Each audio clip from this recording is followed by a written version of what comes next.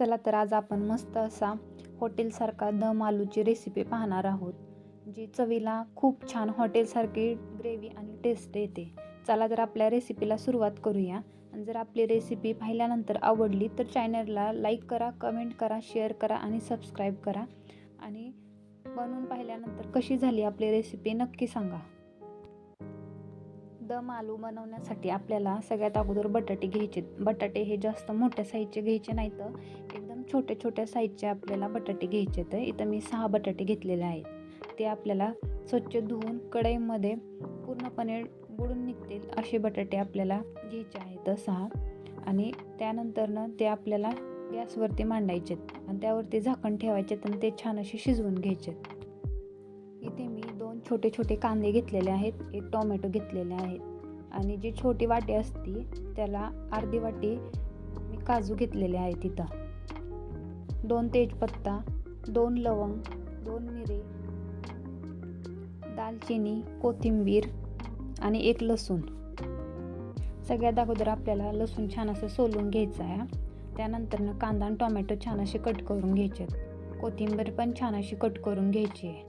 चला तर आपण इथे सगळं साहित्य घेतलेलं आहे आणि मी इथे 1 चमचा मीठ पण घेतलेला आहे आणि आपल्याला 1 चमचा लाल मिरची पावडर आणि 1 चमचा मटण मसाला लागणार आहे. आता आपलं सगळं साहित्य काढून होस्तवर आपले बटाटे इथे छान असे उकडून निघलेले आहे. चला त्याची साल काढून घेऊया. चला तर मी सगळ्यात अगोदर इथं कढई गरम करायला मांडलेली आहे. त्यामध्ये 2 पळी तेल घालून घेऊया.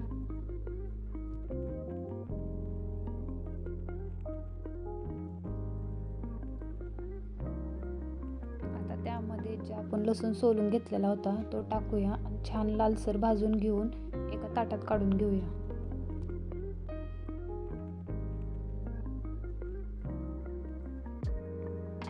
आता आपण जे बटाटे उकडून घेतलेले होते ते छान असे त्या तेलामध्ये भाजून घेऊया.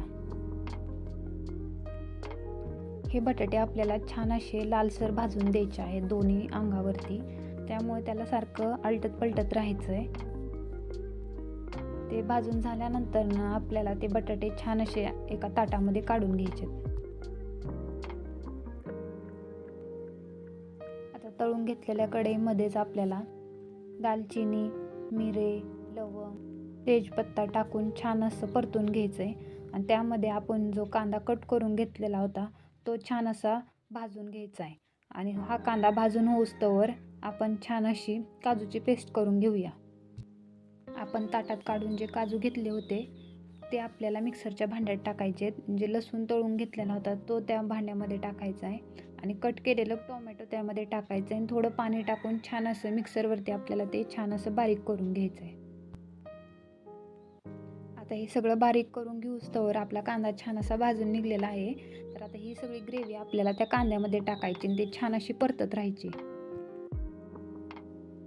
ही ग्रेव्ही आपल्याला छान अशी परतत राहायची आहे, म्हणजे ती कच्ची राहणार नाही. आता ही ग्रेव्ही चांगली परतून झाल्यानंतर आपल्याला यामध्ये 1 चमचा लाल मिरची पावडर, 1 चमचा मटण मसाला, 1 चमचा मीठ टाकायचं आहे आणि ते छान असं परतत राहायचं आहे. जोवर आपल्या मसाल्याला छान असं तेल सुटत नाही तोवर आपल्याला जी ग्रेव्ही आहे ती छान अशी परतत राहायची. तेव्हाच आपल्याला जी ग्रेव्ही त्याला हॉटेलसारखी टेस्ट येते. आता जी ग्रेव्ही आपण छान अशी परतून घेतलेली होती आणि त्याला छान असं तेल सुटलेलं आहे. चला तर त्यामध्ये आपल्याला 1 ते 2 ग्लास पाणी ओतून घेऊया. आता या भाजीत टाकण्यासाठी आपण घरगुती क्रीम करणार आहोत. तर यासाठी मी इथे 4 ते 5 चमचे साई घेतलेली आहे आणि त्यामध्ये 1 ते 1.5 चमचा साखर टाकते. ते मिक्सरवरती आपल्याला छान अशी फिरवून घ्यायची आणि आपली भाजी छान अशी शिजल्यानंतर त्यामध्ये ती क्रीम टाकायची. ती घरगुती बनवलेली क्रीम आपल्याला भाजीमध्ये टाकायची आहे. ती भाजी आपल्याला छान अशी हलवून घ्यायची आहे, म्हणजे ती छान अशी घट्ट व्हायला सुरुवात होते. आता क्रीम टाकल्यानंतर आपल्याला यामध्ये जे आपण बटाटे छान असे तळून घेतलेले होते ते यामध्ये टाकून घेऊया आणि ते छान असे सगळं मिक्स करून घेऊया. आणि आपल्या भाजीला छान अशी उकळी येण्याची वाट बघूया. आणि ही ग्रेव्ही ती पण छान अशी घट्ट तयार होते. ही ग्रेव्ही ही जास्त आपल्याला पातळ ठेवायची नाही आहे, ती घट्ट राहू द्यायची. त्यामुळे याला 10 ते 15 मिनटं चांगलं छान अशी उकळी येऊ द्यायची. उकळून घ्यायची चांगली भाजी, म्हणजे वरती भाजीला पण खूप छान तरी येते. आता आपली भाजीची जी ग्रेव्ही ना ती छान अशी घट्ट आपण ठेवलेली आहे. आता त्यामध्ये बारीक चिरून घेतलेली कोथिंबीर छान अशी टाकून घेऊया. अशा पद्धतीने आपली छान अशी दम आलूची भाजी तयार झालेली आहे. जर तुम्हाला रेसिपी आवडली असेल तर चॅनलला लाईक, कमेंट आणि शेअर करायला विसरू नका आणि सबस्क्राईब करा.